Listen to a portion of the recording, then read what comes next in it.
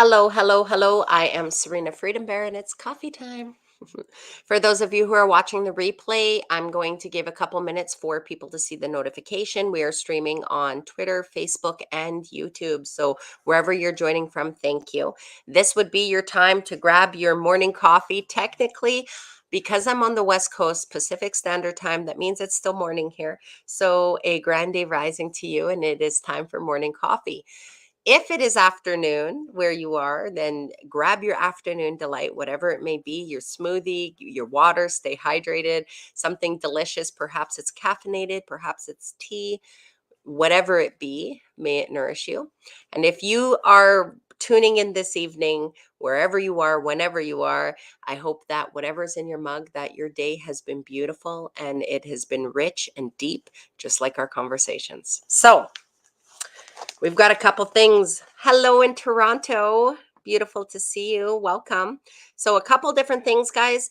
We're just waiting for a few people to jump in. We have a few things that I want to discuss. And I've been reading a couple articles, and there's a few things from what's happening here, right here in Canada, to a couple things happening on the international scale that I wanted to bring forward and talk about. Perhaps you're already aware of this, but I feel as though as I'm educating myself on these things, that it's my responsibility and obligation to share it with you for those of you who have not had that opportunity to yet unpack, educate, or to delve deeper into some of these topics. So I've got a few here that I want to talk about. Well, hello in Ontario, beautiful souls, and good afternoon to you, Heather. Technically, it's still morning here, so a grand day rising to you. Now, I want to show you guys a video. I was waiting for a few people to pop on to see the notification, but I might already be being shadow banned. Now, there's something interesting that happened with my computer. As I was setting up this live stream and preparing some of the things I wanted to share with you, I had some pictures prepared. I downloaded them to my computer after I took the time to research, get it all ready. And when I went to go upload it for this live stream, they're all removed from my computer. Well, that's interesting, but that's okay. Fret not, my friends, for I have this little thing right here and I'll just read it to you instead since I can't show them to you. But here's the other thing. I've put it in here. So, all right, let's see what we've got. High noon in Saskatoon. Mwah. Hello in beautiful, beautiful Saskatchewan, my friends. Hello. All right. Ooh. Hello in Brentwood Bay. Oh, Abraham. What a silly thing to ask. You want to know my resume? Is that what you're asking? You're asking for my resume? No time. Some have jobs. Do you have a job or have you ever had a job? Honey, freedoming is a full-time job times 2. Okay, the time I take to educate myself, to create content, and to put it out there, this is important, especially at this time. Now, my economic status, mind your own damn business. How about that? For those who have been here on my platform and journeyed with me, you guys all know my situation, and I don't answer to nobody. Right? I hold myself accountable, and for those who have journeyed with me in a respectful way, then I take that time to share with them in a respectful way. We don't play like that here on this page, guys.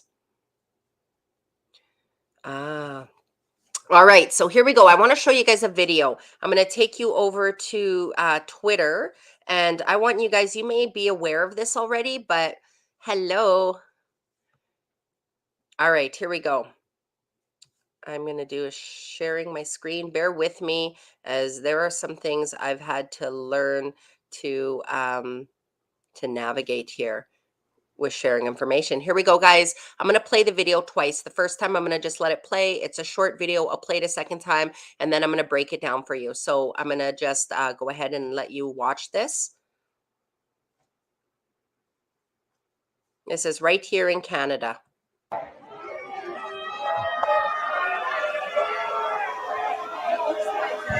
16-year-old, 17 actually.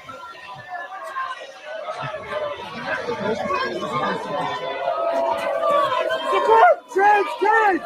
Support trans kids! Support trans kids! Support trans kids! Support trans kids. Hope you get arrested. Support trans kids. Support trans kids.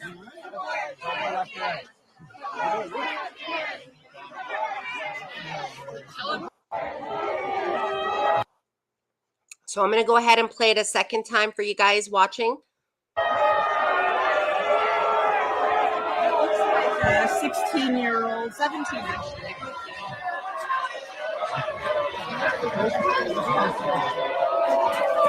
Support trans kids. Support trans kids. Support trans kids. Support trans kids. Support trans kids. Hope you get arrested. Support trans kids. Support trans kids.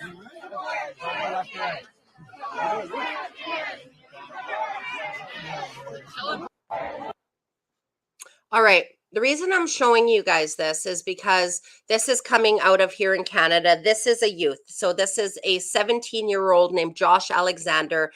For those of you who are on Twitter, you can see him on Twitter. And this video comes to you courtesy of Karima Rules. So thank you, Karima, for sharing this video. I want to talk about this a little bit, what we just watched there. They're chanting support trans kids. Now, what I want to say here is while we are standing for rights, while we are standing up against oppression, when we are standing for those things, we need to watch that we don't become the hypocrites, right? That we don't become the oppressors, that we don't become the abusers. This is a child. He is a 17-year-old boy. No matter what his belief systems are or his ideologies, as he is somebody who advocates, and I know that he has a strong religious foundation in which he speaks from. He is a youth. He is one of our youth. And as a parent, this is somebody that we need to be protecting. When we stand for the rights of others, that does not give us the authority or the right to infringe upon the rights of minors and children and others in their ideologies. We cannot become the oppressor. And so for me, this was extremely concerning as a mother when I saw this, because this is a youth. This is a youth who has been advocating and speaking up based on his belief systems. We at this time still have the right to refute, to cite information and to refute it for educational purposes. Okay, so we have a right in Canada under, I believe it is, what is it, Section 13 of the Human Rights Act. We have a right to cite and refute information for educational purposes. This youth has a right to refute information about what is being implemented in his schools. At this point, he does. Okay, and I'll come back around to that at the end of this live stream. I'm not going to be doing a lot of repeating, guys. So for those of you who are coming late, you'll have to rewatch if you want to catch up and understand what I'm speaking about, okay? So that is a child, that is a youth, and that's disheartening.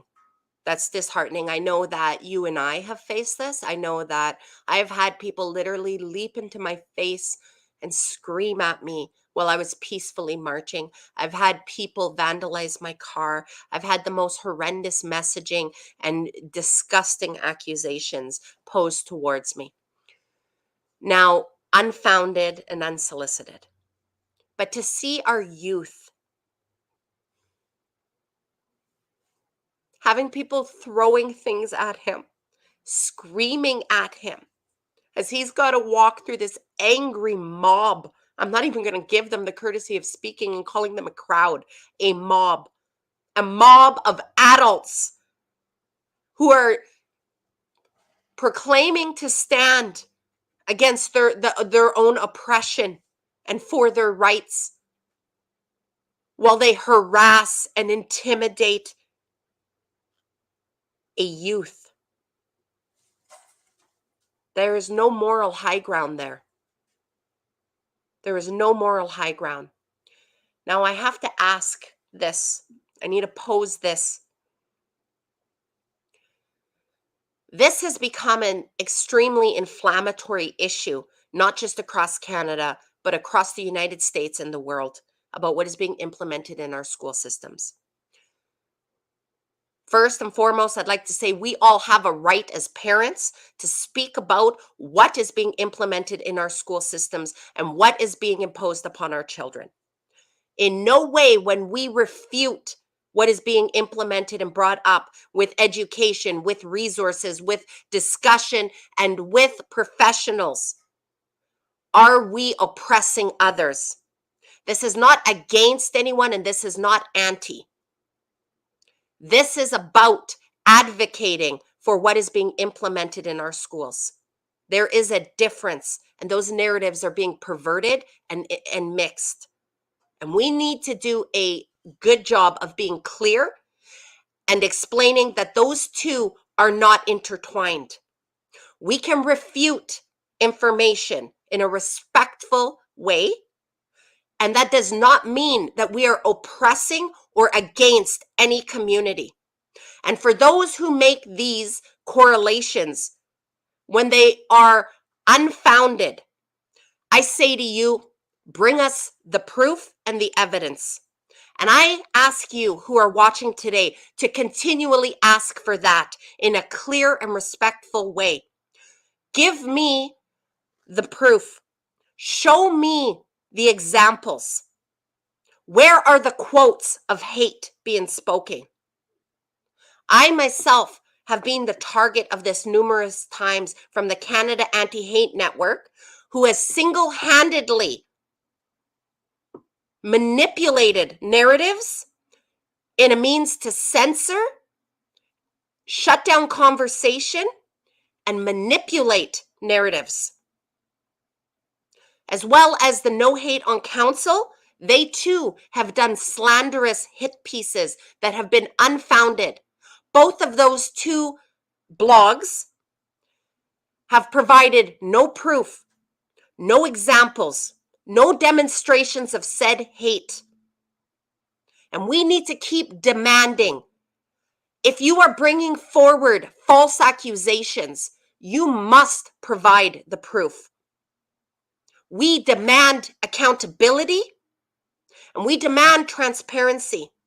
Why are these organizations being used at this time? Why are these issues being inflamed at this time? While these are real and true issues, I say to you, the best lies are the ones that are wrapped around truth. And I've said it over and over again. You take a real issue, you wrap it in silky lies, and you manipulate it. Why? Because you can maneuver people wherever you want, whole crowds, whole nations, whole demographics. Why? Why are they inflaming these issues purposely at this time? What are they trying to distract us from? And while we need to keep speaking to these issues, we need to ensure that we are not being completely distracted or maneuvered and playing into their hand of where they are manipulating us towards. If my video is going in and out, guys, go out of the live feed and come back in. They cut it on me, and I am being shadow banned.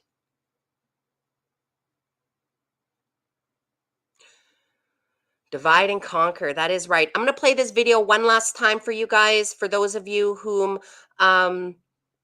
sorry, just 1 second here. I'm just going to play the video one last time. This is a 17-year-old boy. This is happening here in Canada, my friends. And this is what a mob of adults, how they've conducted themselves. You see the child? 16-year-old, 17 actually.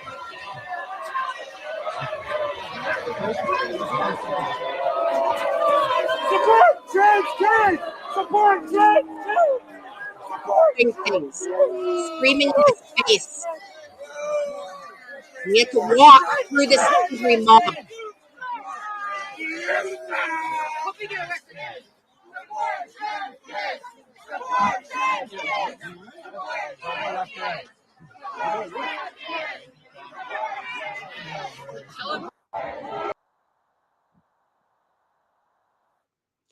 If as adults you are proclaiming to stand for children, how dare you? How dare you harass and intimidate another child in that way? There is no moral high ground there. None. There is nothing reputable about that demonstration. That is disgusting. Shame on those people who stood there and treated that youth in that way. Shame on you. All right, that was an Ottawa school meeting. Congratulations, school board trustees, for protecting that youth, for empowering that youth. All right, that's all I got to say about that. So that, my friends, is Josh Alexander, 17-year-old, coming out of Ontario. You can find him on Twitter as well. That video was provided to us courtesy of Karima Rules. So thank you, Karima Rules, for shooting that video and uploading it. You can find it both on TikTok and on Twitter. So thank you. The other thing I want to talk about is I want to talk about Constable Michael Briscoe. He's 44-year-old out of Windsor. So what happened was he has just been convicted of a single count.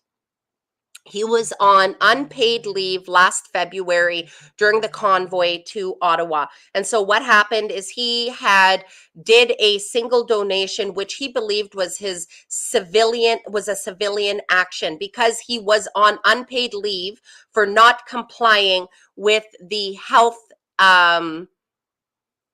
mandates and the vax.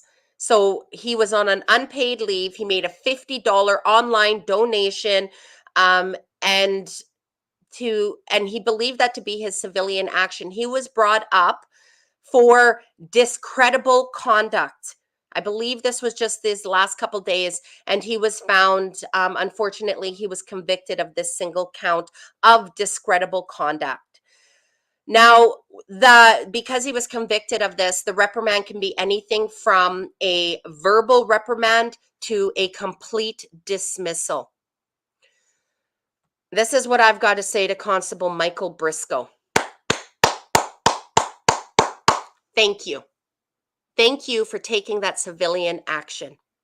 Thank you, even in the face of being reprimanded and persecuted and prosecuted, you still stood by what was right. You stood by your integrity, and you stood by speaking up and supporting what is taking place in this country. Thank you. Thank you. I thank you, and I'm sure everybody else in this comment section thanks you. So thank you for that. And I'd also like to give honorable mention to Brooke Fazakis. And I apologize if I've mispronounced any names here. Brooke Fazakis, Constable Brooke Fazakis, who is also up on similar charges, and the date is yet to be set. So with the charges of discreditable conduct, I would like to say that conduct is honorable in my eyes, and so thank you for that. And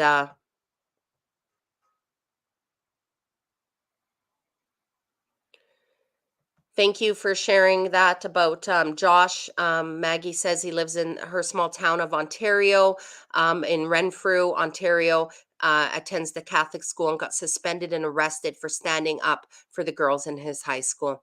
Thank you, Josh Alexander, for the work you are doing. And thank you as a 17-year-old for having the courage and the strength to stand in the face of this kind of discrimination, hostility, persecution. Thank you. Thank you for having the courage that you've had and that you've been demonstrating. Whew. Guys, I want to talk about the Human Rights Act. And I'd like to say that I want to bring your attention to Section 13, where it says that we have the right to cite and to refute information for educational purposes. These live streams are where I cite and I refute this information for educational purposes. Now, I would like to also say that a conservative named Phillips Lawrence, for those of you who have been following me for some time, have heard me probably bring up Philip Lawrence. He is a conservative who put forward to have Section 13 amended in the International Human Rights Act so that we can have Parliament prosecute human right violators. I remind you, Section 13 says that we have the right to cite and to refute information. And so I want to thank others who have stepped forward to cite and refute information. Thank you. And for those who have across Canada taken it upon themselves to try to censor, shut down these conversations, and to take away the right to refute and cite information or to have respectful dialogue around issues that are inflammatory and controversial, I would like to say, please reconsider what that means when you take away the right to cite and refute information. What does that mean on a grander scale? What are the possible implications of that? We must be having these conversations. We must be giving voice to these issues. We must engage in respectful dialogue. And so for all of those who have jumped on the bandwagon of cancel culture all across this nation, from the Cowichan Valley to Grand Prairie to Cornwall, Ontario, for those venues and those community centers that have canceled these events that are supporting our right to cite and refute information and to have respectful dialogue around it, I ask you to reconsider your actions and what you are doing and how that affects our societies. All right, guys, a little bit more information. As I said, for those of you who are jumping in late, I'm not going to do a lot of repetition today. You're going to have to watch the replay because I want to go into something. Now, I've been taking the time to read something, and I'm going to take a moment here. Just 1 second here. So, now I want to talk about something, and I had wanted to bring it up, and I had images, and as I said, unfortunately, these images, for some reason, I downloaded them to my computer, and when I came to upload them, they've been removed from my computer. Wow, well, that's interesting, isn't it? But not really. So have you guys heard of BRICS? Have you guys heard of BRICS? BRICS. So BRICS is an acronym that describes the world's fastest growing economies. And this is made up of Brazil, Russia, India, China, and then later on South Africa came on. And so this acronym is BRICS, BRICS, and you can see that right there on the screen. And so I repeat, that is Brazil, Russia, India, China, and South Africa. Now, this is describing the world's fastest growing economies. And among those economies, it is China who has emerged as the fastest growing of those economies. Okay. So what they have just done recently and is in headlines is that they have come forward with an offer of a new world order as an alternative to the West. Now, I'm going to be unpacking a little bit of this as I continue to educate myself, and I wanted to share this with you as I've moved forward. So now what they are offering for this new world order as an alternative to the West is what we're talking about with it's an alternative existing international financial political forums. So we're talking about, when we look at political and financial forums, we're talking about the World Economic Forum. We're talking about the World Health Organization, the United Nations. We're talking about these forums and institutions that are on a global scale, and they are bringing forward an offer of a new world order as an alternative to the West. So I'm going to bring up the G7. So for those of you, let me see here. There it is. It's just across the bottom there. It is scanning across. So the G7 are the heads of state, and they were founded in the G7 was founded in 1975, and they are made up of Germany, France, UK, Italy, Japan, Canada, and the US. Okay, the United States of America. And so right now, the World Economic Forum is dominated by the G7, and these are considered the West. The G7 is considered the West. So, what happened is BRICS provided an alternate model to the G7. Okay, for the G7. I would like to see this. And so this is something I'm going to take the time to go and look into what this alternate model that was presented to the G7 was. And this alternate model, as I said, is a new world order alternative. Okay, these are actual articles that have been written in the media. These are international articles. This is not conspiracy theory. This is not speculation. These are taken right out of articles that I have read by the media on an international scale. Okay, so or the international platform. So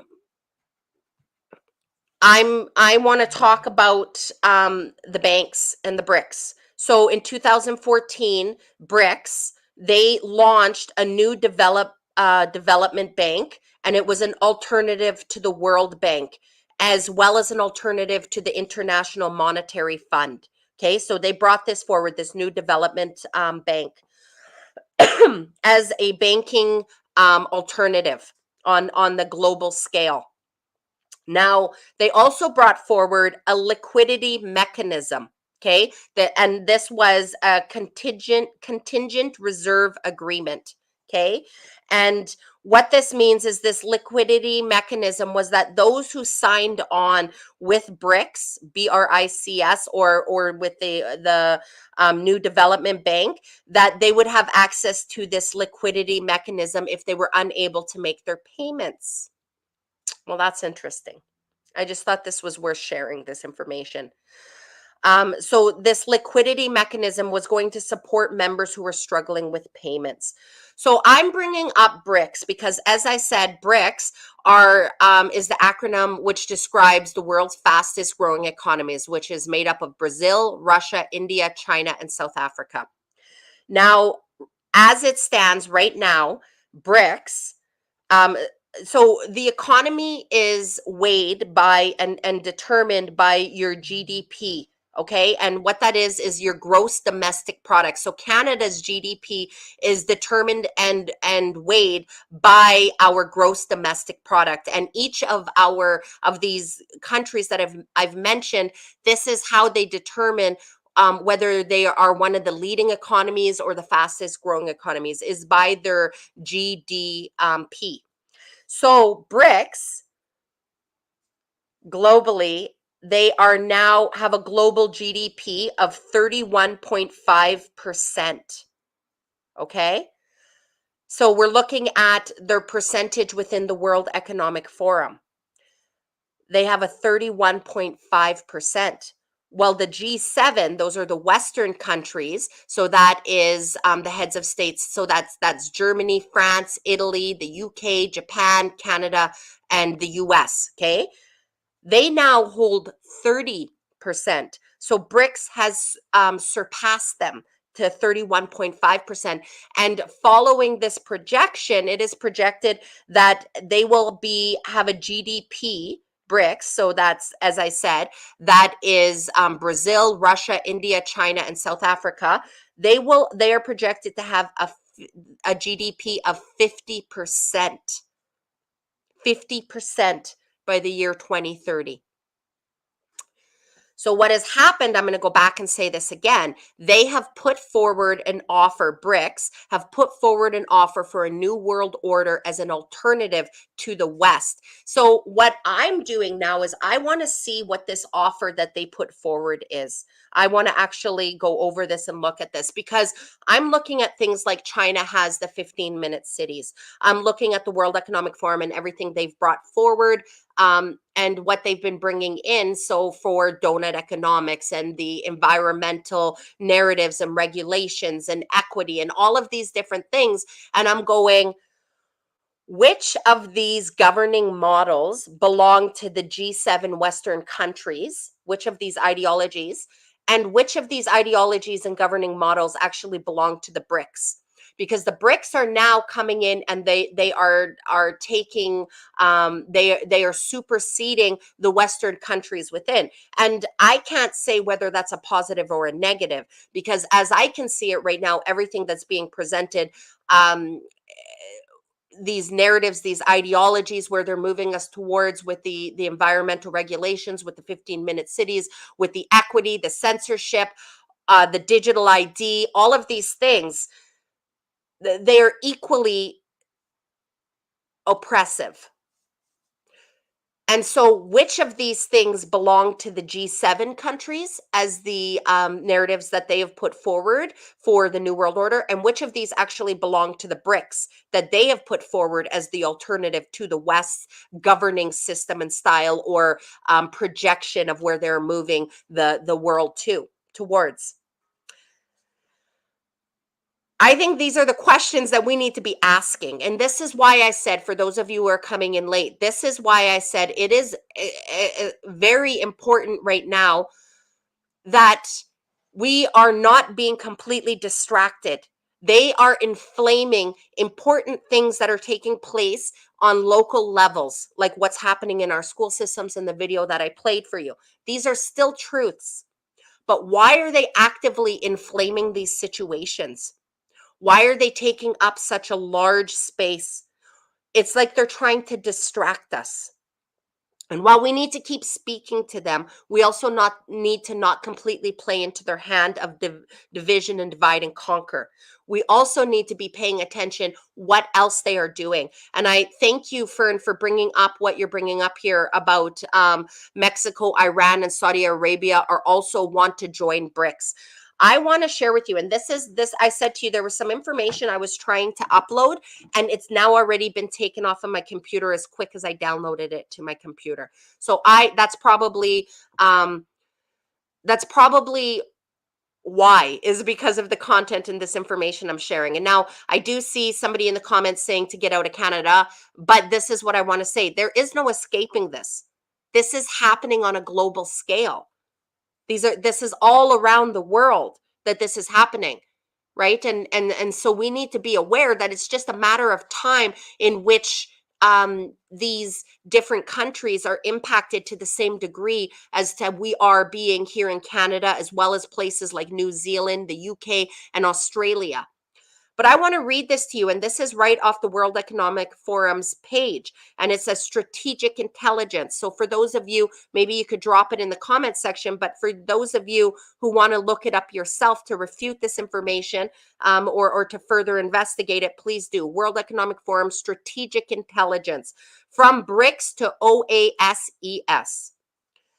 And it says a global platform for small economies on the international arena. Rather than largest economies forming the vanguard of global governance, there could be a role for smaller economies that show success in economic policies and in international mediation. Collectively, these countries can be brought under the umbrella of the acronym OASES, which is Oriental Republic of, and I apologize if I mispronounce, Uruguay, ORU, Austria, Switzerland, Emirates, and Singapore. OASES economies can serve as role models in their respective regions in terms of urban development and economic modernization. Okay, this is something that we're going to have to do more research around and reading about, okay? I want to go on to read. This is from another article. Again, I tried to bring this up and it was taken down from my computer, so I couldn't upload it for this live stream, unfortunately. So I am going to have to just read it right from my screen here. But I just want to actually, you know what I'm going to do? I'm going to show you guys this one here. This is from, as I said, this is from the World Economic Forum, strategic intelligence, and you could just look this one up yourself. And I don't know if you can see it, but unfortunately, as I said, it was wiped from my computer as quickly as I downloaded it. It was removed. So the next thing I want to read to you, it says Brazil, Russia, India, China, and South Africa, so the BRICS, have 40% of the world population and share 20% of the world's gross domestic product, our GDP. This paper seeks to evaluate business opportunities with the BRICS for Canadian businesses through a framework of global competitiveness. Global competitiveness is tracked over a 16-year period to evaluate each nation's sustainability. Growth trends are compared over 4-year periods between the BRICS and Canada. The results show 9 areas of potential business and identified China as the most viable partner for a more sustainable growth. The limitations of the study and recommendations for future research are then proposed. So guys, you can go and you could actually search this. You can put BRICS, B-R-I-C-S, Canada, Global Competitiveness Report, Business Opportunities, and World Competitiveness Report.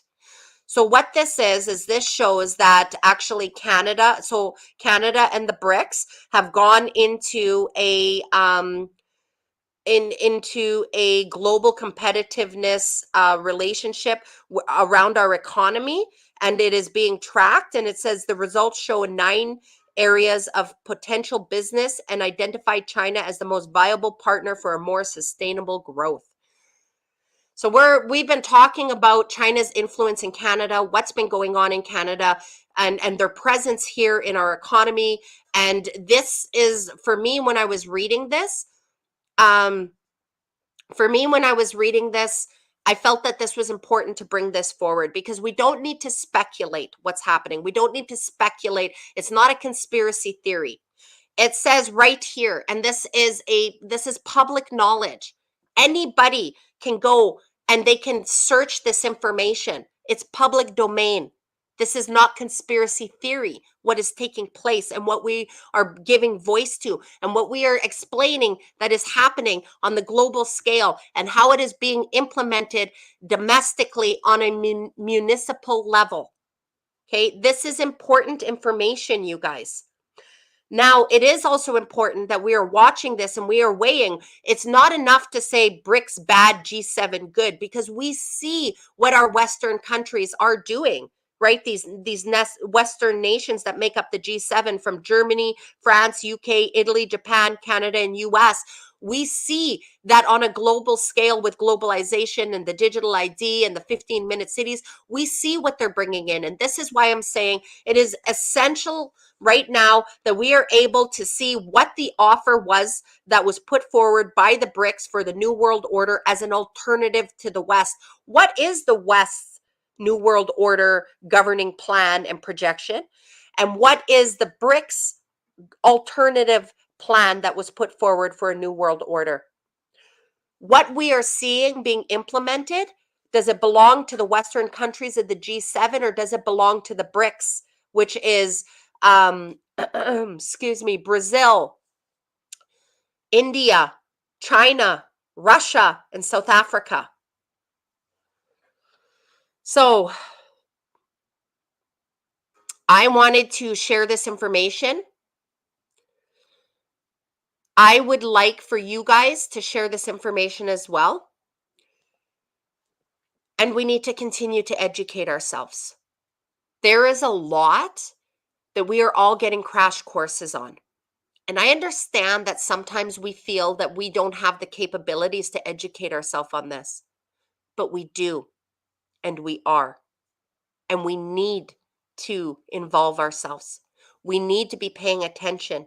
We need to be understanding the full scope of what is taking place internationally, globally, and what is also happening. There is actually even, this brings in the Russia-Ukraine war. This brings in the banking systems. This brings in the BRICS and the G7s.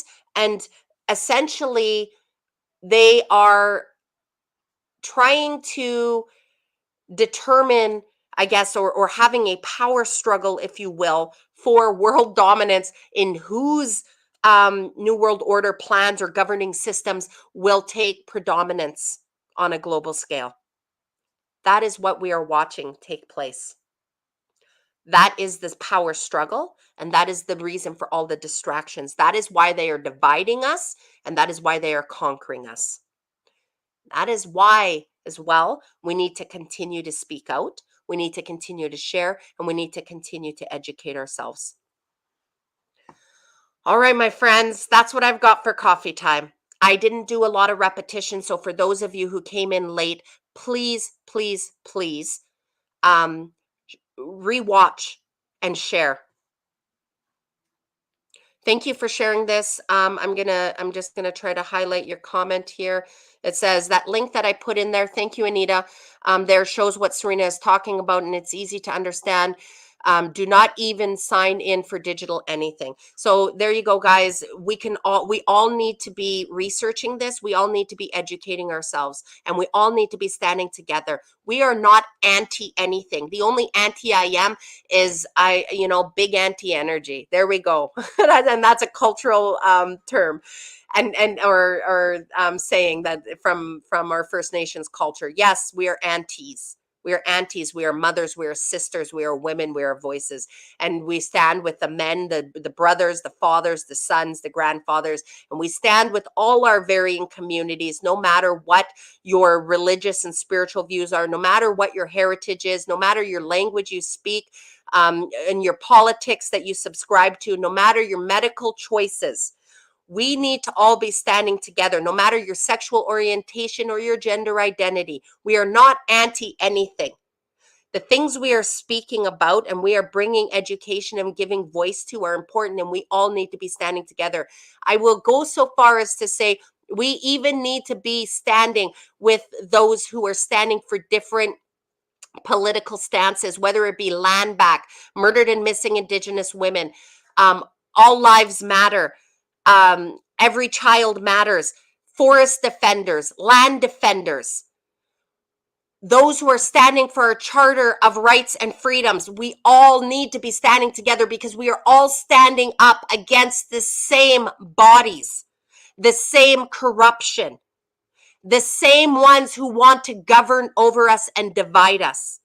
And when we subscribe to those narratives, they've conquered us. We have fallen into their plan. We have fallen into their hand when we allow them to manipulate us. When they take our truths, because at the core of each and every one of those causes and issues and things that we are all speaking about are a truth. And they wrap it in silky lies. And they usurp our truths and the things that we are giving voice for. It doesn't matter if you're standing for the whales as a sea shepherd or up at Fairy Creek, the old growth forest. We all know the corruption and how they are usurping our causes. And then they take them and they maneuver us and manipulate us for their own agendas and plans.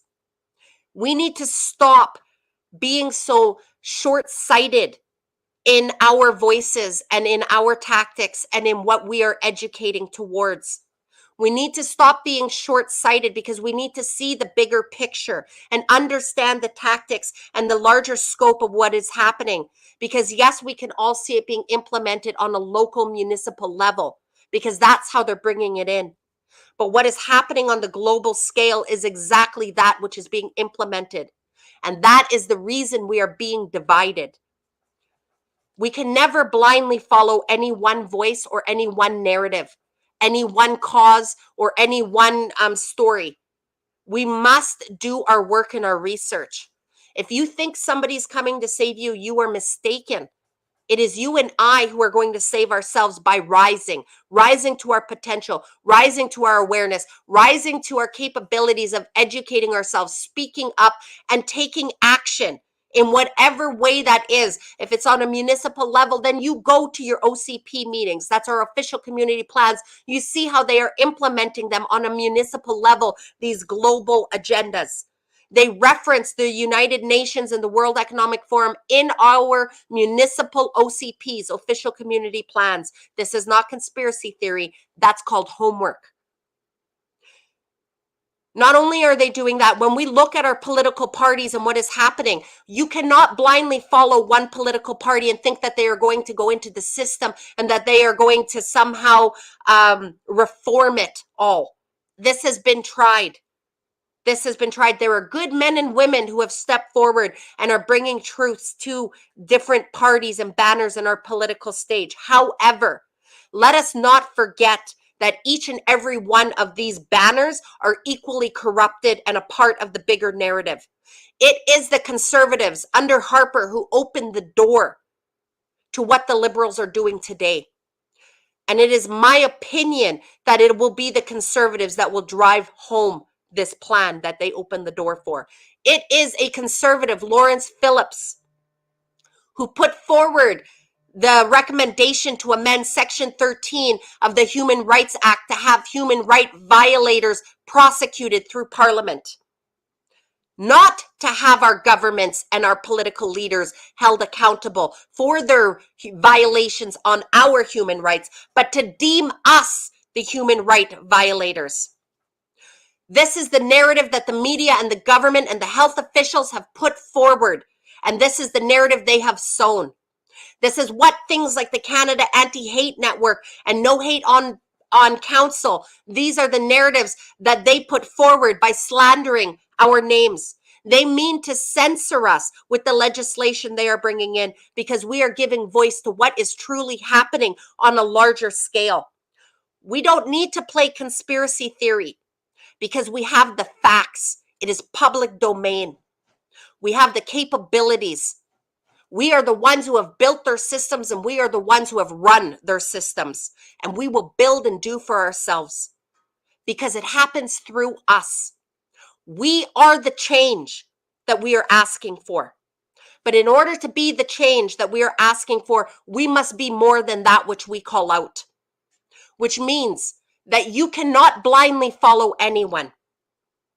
You cannot speak out against oppression while you oppress others.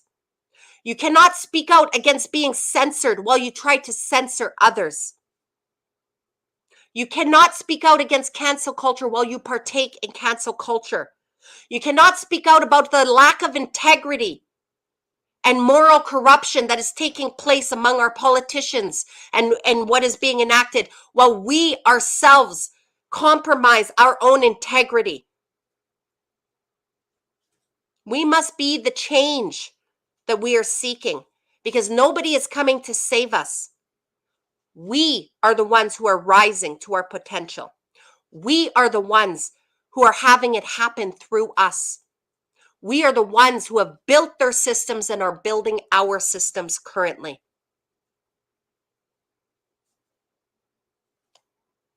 And I'm proud and honored to walk with each and every one of you as we continue to build, as we continue to educate, and as we continue to give voice to each and every one of these issues.